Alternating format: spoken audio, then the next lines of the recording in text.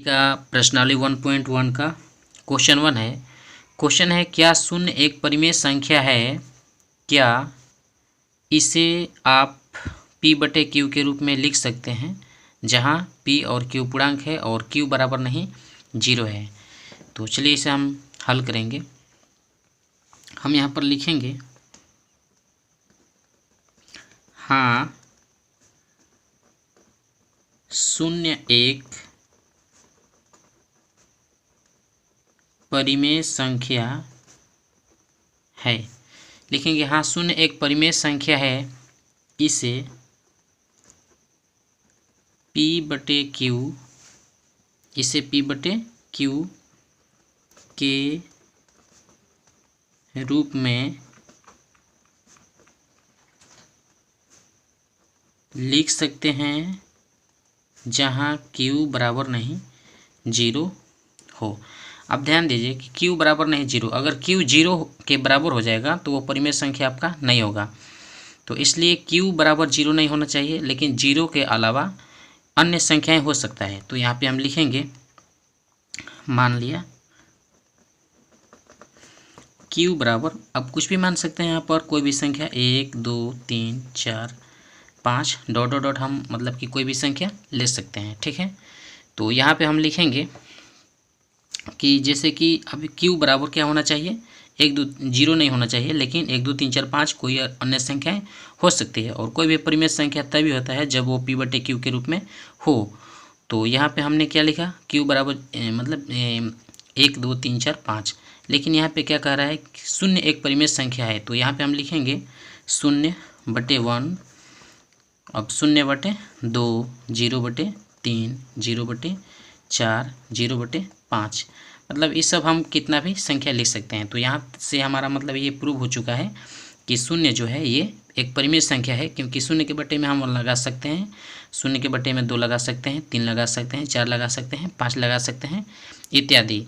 लेकिन यहाँ पे q बराबर क्या होना चाहिए, 0 नहीं होना चाहिए। तो ये सभी हमारा है। तो हम लिख सकते हैं, जैसे कि आप देख सकते हैं, इसे हम लिखेंगे शून्य को परिमेय संख्या p बटे क्यू के रूप में लिखा गया। ठीक है, देखेंगे इनके सेकंड नंबर क्वेश्चन। दूसरा क्वेश्चन है कि 3 और 4 के बीच में 6 परिमेय संख्याएं ज्ञात करें। हमें 3 और 4 के बीच में 6 परिमेय संख्या लिखना है। अब ध्यान दीजिएगा कि 3 और 4 के बीच में बहुत सारी संख्याएं होती है, परिमेय संख्याएं और अपरिमेय संख्याएं, जैसे कि अनंत संख्याएं हो सकती है 3 और 4 के बीच में। बट हमें यहाँ पर इनके 6 परिमेय संख्या ज्ञात करना है। तो हम सबसे पहले क्या करेंगे, देखिए परिमेय संख्या का एक सूत्र होता है, जैसे कि चलिए हम इसे लिख लेते हैं। देखिए इसमें हम क्या करेंगे, हम 3 और 4 को प्लस कर देंगे। यहाँ पे लिखेंगे 3 + 4। अब देखिए 3 और 4 कितना हुआ, 7 हुआ। ठीक है, तो यहाँ पे हम क्या करेंगे, यहाँ पे हम लिखेंगे 3/7 लिख सकते हैं, और यहाँ पे जो 4 है ये लिख सकते हैं 4/7। अब ध्यान दीजिएगा हम क्या करेंगे, और इसमें अब मान लीजिए कि इसमें हम 7/7 से अगर मल्टीप्लाई करें तो ये मतलब कि कोई अंतर नहीं पड़ेगा। चलिए 7 को हटा दीजिए, 7 से मल्टीप्लाई करेंगे तो 7 7 कट गए और हमें बचा 3, और यहाँ पर हम 7 से मल्टीप्लाई करेंगे तो ये कट जाएगा, बचेगा 4। मतलब वही संख्याएं हैं, 3 यहाँ पर है और 4 यहाँ पर है। 7 7 से मल्टीप्लाई किए हैं, ये हमारा कट जाएगा तो क्या बचेगा 3, और ये 4 जो है ये कट जाएगा तो क्या बचेगा 4। लेकिन हम यहाँ पे अगर इसे हम हल करेंगे थोड़ा सा तो ये हो जाएगा 21/7, और ये हो जाएगा 28/7। अब ध्यान दीजिएगा कि 21/7 और 28/7 के बीच में हमें क्या लिखना है, 6 परिमेय संख्याएं। तो यहाँ पे हम लिखेंगे 21/7 और 28/7, यानी कि 21 और 28 के बीच में 6 संख्याएं हमें लिखना है। तो 21 के बाद देखिए क्या होता है, 22/7 लिख सकते हैं, 23/7 लिख सकते हैं, और यहाँ पर हम 24/7 लिख सकते हैं, 25/7 लिख सकते हैं, 26/7 लिख सकते हैं, और 27/7 लिख सकते हैं। तो यहाँ पे हम मतलब कि इससे लिख सकते हैं कि 3 और 4 के बीच में 1 2 3 4 5 6 7 परिमेय संख्याएं निम्नलिखित हैं। लिखेंगे यहाँ पर 3 और 4 के बीच 7 परिमेय संख्याएं क्या है, निम्नलिखित हैं। तो इस तरीके से आपका ये हो गया, मतलब कि फर्स्ट विधि मान लीजिए, और हम आपका सेकेंड विधि भी इसका बता देते हैं। जैसे मान लीजिए कि आपका फर्स्ट मेथड हो गया और हम आगे दिखा देते हैं आपको सेकेंड मेथड। हमें क्या करना है कि 3 और 4 के बीच में संख्या लेनी है। जैसे कि 3 हो गया और ये क्या हो गया 4। तो जैसे कि हम इसे लिख सकते हैं, 3 में हम 10 से डिवाइड कर देंगे और 4 में 10 से डिवाइड कर देंगे। तो यहाँ पे हो जाएगा, जब 3 में 10 से डिवाइड होगा तो ये हो जाएगा आपका 0.3 और 4 में 10 का डिवाइड होगा तो ये क्या हो जाएगा 0.4। ठीक है, तो ध्यान दीजिएगा 0.30 यानी कि 0.30 लगा सकते हैं और 0.4 का मतलब इसे हम लिख सकते हैं 0.40। ठीक है, हम एक और विधि बताएंगे आपको इसके बताने के बाद। तो यहाँ पे अब देखिए 30 हो गया और ये क्या होगा 40। तो 30-40 के बीच में हम 6 या 7 परिमेय संख्याएं, मतलब कितना भी लिख सकते हैं। जैसे कि यहाँ पर 6 परिमेय संख्या लिखा गया है, यहाँ पे 6 लिखेंगे तो 6 परिमेय संख्या हो जाएगा हमारा 31, 0.31, 0.32, 0.33, 0.34 और ये हो जाएगा 0.35, 0.36। मतलब कि आप कितना भी परिमेय संख्याएं लिख सकते हैं। तो ये हो गया हमारा 3 और 4 के बीच में, जो कि ये सभी संख्याएं हैं, आप देख सकते हैं। तो अब लिखेंगे यहाँ पर, चलिए एक थर्ड मेथड आपको बता देते हैं। जैसे कि थर्ड नंबर हमारा हो जाएगा, जैसे कि 3/10 और 4/10। चलिए मान लीजिए कि 3/10, यहाँ पे 10 से मल्टीप्लाई कर दीजिए और 4/10 यानी कि 10 से मल्टीप्लाई कीजिए, कटेगा तो 3 और कटेगा तो यहाँ पे 4। तो यानी कि 10 दिया कितना हो जाएगा 30/10 और ये क्या हो जाएगा 40/10। तो यहाँ पे ध्यान दीजिए कि 30/10 और 40/10 के बीच में हमें 6 संख्याएं क्या करना है, लिखना है। तो हम 6 संख्याएं कोई भी लिख सकते हैं। जैसे कि यहाँ पे 32/10 कर देंगे, 33/10 कर देंगे, 34/10 कर सकते हैं, 35/10 कर सकते हैं और 36/10 कर सकते हैं, 37/10 करते हैं। और इस तरीके से ये 6 संख्याएँ लिखा गया है। आपको ये वीडियो कैसी लगी आप हमें कमेंट में ज़रूर बताएं। और चलिए हम देखते हैं इनके मतलब कि नेक्स्ट वाले क्वेश्चन थर्ड नंबर को। तो देखिए क्वेश्चन नंबर 3 है कि 3/5 और 4/5 के बीच 5 परिमेय संख्याएं क्या करना है, हमें ज्ञात करना है। तो हम क्या करेंगे, इसे हल करेंगे। तो देखिए हम इसका बहुत ही इजी तरीके से एक विधि बता रहे हैं और उसके बाद भी और 2 विधि आपको बताएंगे। जैसे हम यहाँ पे लिख सकते हैं, ये हमारा हो गया 3/5 और ये है 4/5। ठीक है, तो यहाँ पे हम क्या कर सकते हैं कि जैसे मान लीजिए हम यहाँ पे 7 और 7 ऊपर नीचे मल्टीप्लाई किए हैं, तो 7 कटेगा तो 3/5 ही रहेगा। यहाँ पर भी हम 7/7 से मल्टीप्लाई करेंगे तो ये कट जाएगा, बाकी यही रहेगा। मतलब इस हम भिन्न में कोई भी संख्या से गुना कर सकते हैं, 8/8 से, 9/9 से, 10/10 से, किसी भी संख्या से गुना करेंगे तो ये कट करके वही रहेगा। उसमें इसके मान में मतलब कोई अंतर नहीं आएगा। यहाँ पर भी हम लगा सकते हैं, 17/17 कर सकते हैं या 70/70 भी कर सकते हैं। मतलब कि जब इसे कटाएंगे तो इनके मान में कोई अंतर नहीं रहेगा, वही रहेगा। तो अब देखिए क्या करना है, हमें 5 परिमेय संख्या लिखना है। हम इसका मल्टीप्लाई कर लेंगे। 17 का कितना हो जाएगा 21 और 7×5 35। ठीक है, और यहाँ पे लिखेंगे 7×4 28 और 7×5 35। अब ध्यान दीजिएगा कि 21/35 और 28/35 के बीच में हमें 5 संख्याएं लिखना है। तो हम यहाँ पे कोई भी संख्या लिख सकते हैं। ये आपका फर्स्ट विधि हो गया।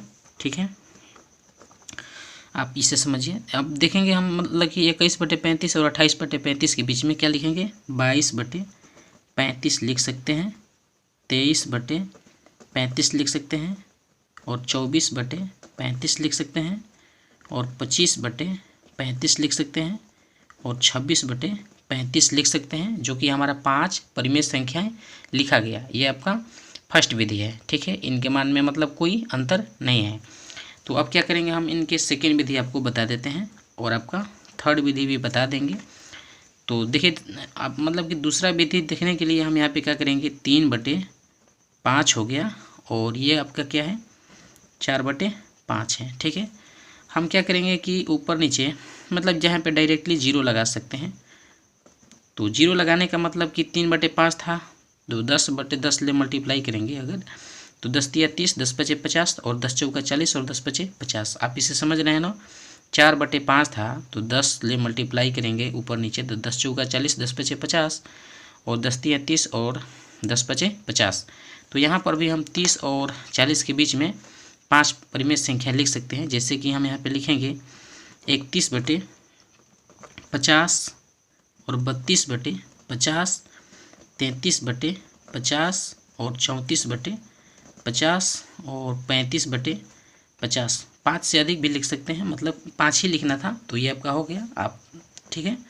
36/50, मतलब इनमें आप कोई भी संख्याएं लिख सकते हैं। तो यहाँ पर हम लिख सकते हैं एक लाइन नीचे कि 3/5 और 4/5 के बीच में 5 परिमेय संख्याएं निम्नलिखित है। और यहाँ पर भी लिख सकते हैं कि 3/5 और 4/5 के बीच में 5 परिमेय संख्याएं निम्नलिखित हैं, ठीक है। यहाँ पर लिख लीजिए कि 3/5 और 4/5 के बीच में, चाहे बीच मतलब कि 5 परिमेय संख्याएं क्या है, निम्नलिखित हैं।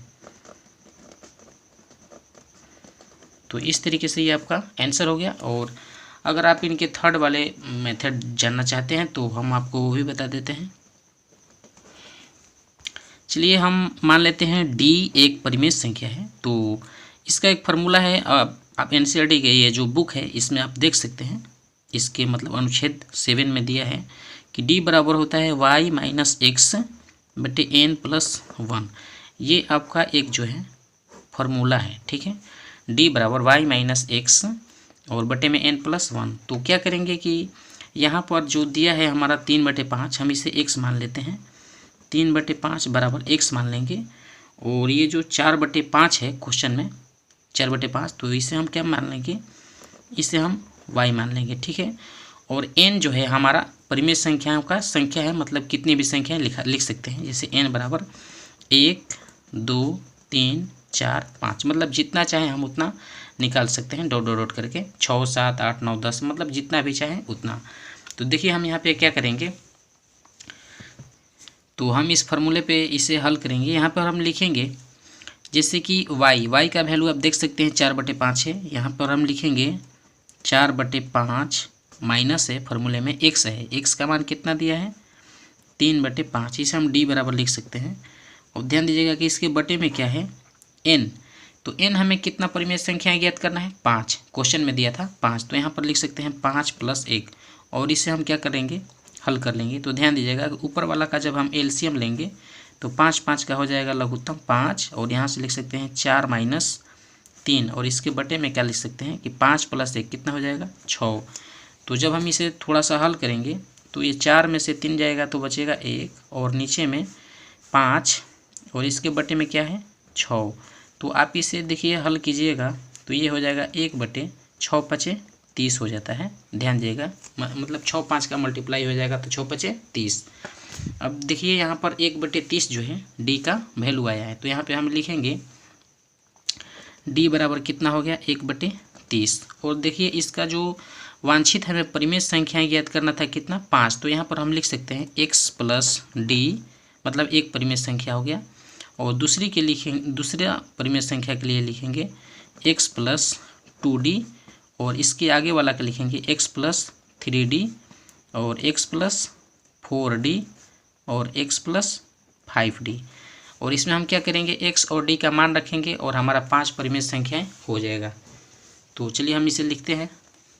देखिए यहाँ पर x का वैल्यू कितना दिया है 3/5, यहाँ पे लिखेंगे x के जगह पर। चलिए यहाँ से स्टार्ट करते हैं। x के जगह पर लिखेंगे 3/5 और प्लस में d देखिए 1/30 है, यहाँ पे लिखेंगे 1/30, ठीक है। और नेक्स्ट हमारा हो जाएगा x के जगह पे क्या लिखेंगे 3/5 और प्लस में 2 और गुना d कितना है 1/30 है। और इसके आगे वाला हम लिखेंगे कमा दे देंगे, x के जगह पे क्या लिखेंगे 3/5 और प्लस 3, और d के जगह पे क्या लिखेंगे 1/30 लिखेंगे। फिर कमा लगा देंगे, x के जगह पर क्या लिखेंगे वही लिखेंगे जो कि हमारा 3/5 है, यहाँ पे लिखेंगे 3/5 और प्लस 4, और d की जगह पे क्या लिखेंगे तो यहाँ पे 1/30 लिखेंगे क्योंकि 4 और d मल्टीप्लाई में है। और यहाँ पे हमारा आखिरी हो जाएगा एक, यहाँ पे लिखेंगे x के जगह पर वही 3/5 और प्लस 5, और d की जगह पर क्या लिखेंगे 1/, चलिए यहाँ पर हम 30 लिखेंगे। अब देखिए यहाँ पर हम क्या करेंगे, हम इसको हल कर देंगे। यहाँ पे लिख सकते हैं 3/, अब देखिए इससे हम मतलब कि क्या करना है, इसका हम एलसीएम ले लेंगे। यहाँ पर 30 और 5 का एलसीएम कितना हो जाएगा, 30 हो जाएगा। तो 5 छक्का 30, 6 बार में तो 6 3 18, 18 और प्लस में ये हो गया हमारा 1, ध्यान दीजिएगा 18 है। और यहाँ पर हम क्या कर सकते हैं कि इसे कटा सकते हैं, तो ये हमारा हो जाएगा 15, ठीक है। 15 और 5 का लघुत्तम हो जाएगा, जब इसे हल करेंगे तो 15 और 5 का लघुत्तम हो जाएगा 15, और यहाँ पर हम लिख सकते हैं 5 3 15, 3 5 3 15, 3 तो 3 का 9, और प्लस में 15 15 कट गया तो बचेगा हमारा 1, ठीक है। और नेक्स्ट हमारा हो जाएगा, यहाँ पे कटा सकते हैं 3 दहा में 30, 10, और इसका एलसीएम लेंगे 5 और 10 का, तो ये हमारा हो जाएगा 10। तो 5 दूनी 10, 2 तो 5 दूनी 10, तो 2 2 6, और प्लस में ये 10 10 एक बार में है तो यहाँ पे 1 हो जाएगा। अब देखिए ये वाला जो है इसका भी हम वही काम करेंगे, यहाँ पर मतलब कटा देंगे अगर तो 2 दूना 4, आप कटा करके भी लिख सकते हैं, नहीं कटा करके भी लिख सकते हैं। 2 दूना 4 और 15 दूना 30, तो इसका लघुत्तम जो हो जाएगा मतलब 5 और 15 का लघुत्तम 15 होगा, तो 5 3 15, 3 तो यहाँ पे लिखेंगे 3 का 9, और प्लस में मतलब कि 2 लिखेंगे, ठीक है। और यहाँ पे देखिए आखिरी है हमारा एक 5 और 30, यहाँ पे कटा दीजिए 5 छक्का 30, तो यहाँ पे देखिए 5 और 6 का एलसीएम कितना हो जाएगा 30 होगा, तो 5 छक्का 30 6, तो 6 3 18, और प्लस में 6 5 30, तो यहाँ पे क्या लिखेंगे 5 लिखेंगे। और हम इसे क्या करेंगे थोड़ा सा हल कर देंगे, 18 और 1 कितना हो जाएगा 19/30, ये 1 हो गया, और 9 1 कितना हो गया 10/15 हो गया, 6 1 कितना हो गया 7/10 हो गया, और 9 और 2 कितना हो जाएगा 11/15 हो गया। अब देखिए 18 5 यहाँ पे रहे, 18 5 कितना हो जाएगा 18 5 23 होता है, तो 23/में क्या हो गया ये 30 हो गया, ठीक है। तो इस तरीके से हम यहाँ पर 5 परिमेय संख्याएं लिख चुके हैं। तो अब देखिए इसे हम कटा करके भी लिख सकते हैं एक स्टेप में, या ये भी हमारा हो गया परिमेय संख्या। चलिए हम लिख सकते हैं कि यहाँ पर 3/5 और 4/5 के बीच 5 परिमेय संख्या क्या है, निम्नलिखित है। नीचे दिए गए कथन सत्य है या असत्य, कारण के साथ उत्तर दे। मतलब नीचे जो कथन दिया है सत्य है या असत्य, उनका कारण के साथ हमें इसका आंसर देना है। तो देखिए इनमें पहला है प्रत्येक प्रकृत संख्या एक पूर्ण संख्या होती है, ठीक है। तो देखिए हम इसको बता रहे हैं कि ये सत्य है कि असत्य, और इसका कारण भी बताएंगे। यहाँ पे लिखेंगे प्रकृत संख्या, ठीक है। तो प्रकृत संख्या किसे कहते हैं, यहाँ पे लिखेंगे प्रकृत संख्या। अब देखिए प्रकृत संख्या गिनती की संख्या को प्रकृत संख्या कहते हैं। ये मतलब कि डिस्क्रिप्शन में जाइएगा तो प्लेलिस्ट में आपको मिल जाएगा इसका लिंक। तो देखिए प्रकृत संख्या क्या होता है, गिनती की संख्या, ये हो जाएगा 1 2 3 4 5 6, यही ना गिनती है। तो गिनती की संख्या को प्रकृत संख्या कहते हैं। और यहाँ पे देखिए पूर्ण संख्या है, तो यहाँ पर हम लिखेंगे पूर्ण संख्या। तो पूर्ण संख्या देखिए पूर्ण संख्या जो होता है गिनती की संख्या में 0 लग जाए तो पूर्ण संख्या होता है। तो 0 1 2 3 4 5 6, और ये हो गया आपका पूर्ण संख्या। सबसे छोटी प्राकृत संख्या 1 होता है, और सबसे बड़ा प्राकृत संख्या जो होता है अनंत होता है, इन्फिनिटी प्लस में। सभी प्राकृत संख्या जो होती है प्लस में होती है। अब देखिए पूर्ण संख्या होता है जो 0 से स्टार्ट होता है, और ये भी जो होता है प्लस अनंत तक जाता है, इन्फिनिटी तक। तो सबसे छोटा पूर्ण संख्या हो जाएगा 0, और सबसे बड़ा पूर्ण संख्या क्या होगा अनंत। हमें बताना है प्रकृत संख्या जो होती है, प्रत्येक प्रकृत संख्या जितनी भी ये सभी प्रकृत संख्या है पूर्ण संख्या है कि नहीं। अब देखिए पूर्ण संख्या यहाँ से यहाँ तक है, और यही जो है ये प्रकृत संख्या भी है। तो सभी मतलब कि प्रत्येक प्रकृत संख्या जो है ये क्या है, पूर्ण संख्या है कि नहीं है, है। तो ये जो है आपका क्या होगा सत्य होगा। तो यहाँ पे लिख सकते हैं सत्य है, क्या है सत्य है, क्योंकि लिखेंगे यहाँ पर क्योंकि पूर्ण संख्याओं का समूह सभी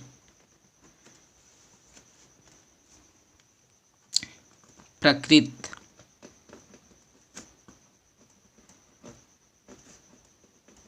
संख्याओं को मतलब कि सूचित करते हैं।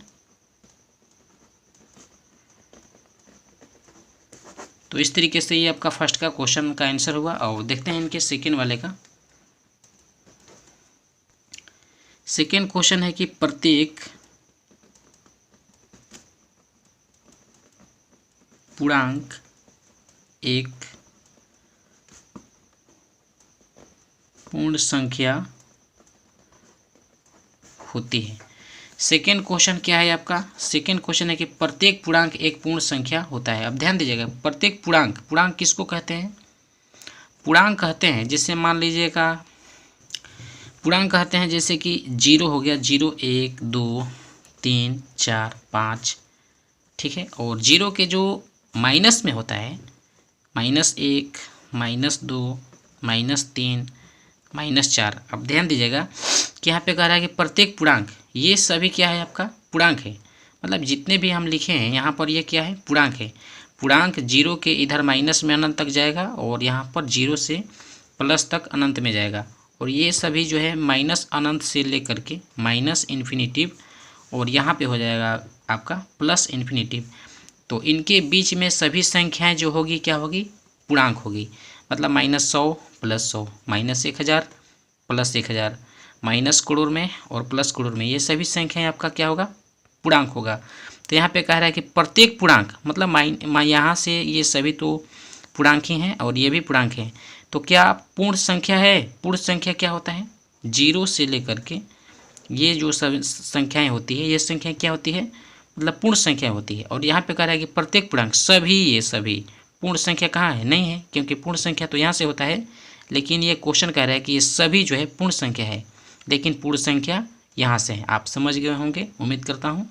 तो यहाँ पर हम लिखेंगे ये जो कथन है क्या है? असत्य है। असत्य है क्योंकि प्रत्येक पूर्णांक पूर्ण संख्या क्या होता है? नहीं होती है। चलिए लिखिए, नहीं होती है। क्योंकि यहाँ पे देखिए -2 और -5 क्या है? पूर्णांक है ना, इधर पूर्णांक।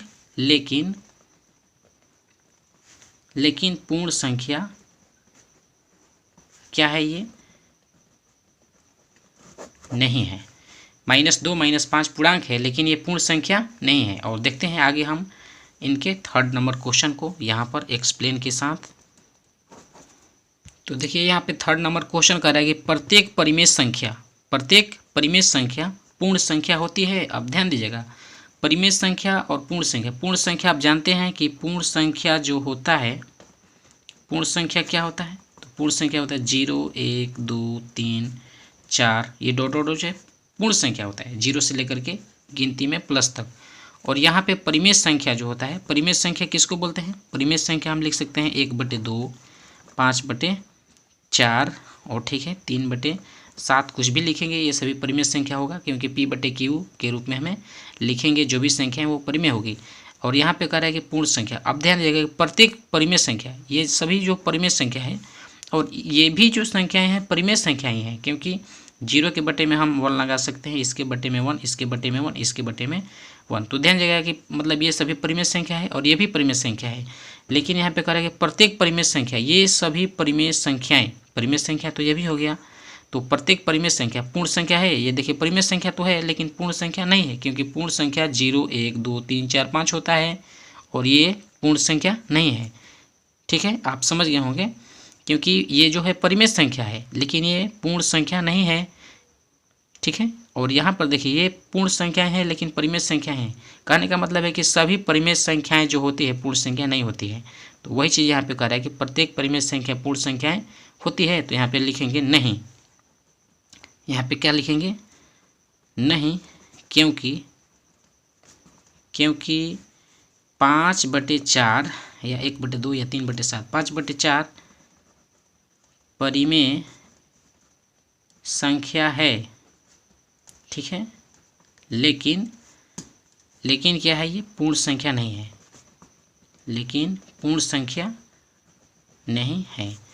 तो इस तरीके से हम इस क्वेश्चन का सभी सॉल्यूशन कर चुके हैं। आपको ये वीडियो कैसी लगी आप हमें कमेंट में ज़रूर बताएं, और वीडियो देखने के लिए धन्यवाद। अगर चैनल पर नए होंगे तो सब्सक्राइब ज़रूर कर लेना।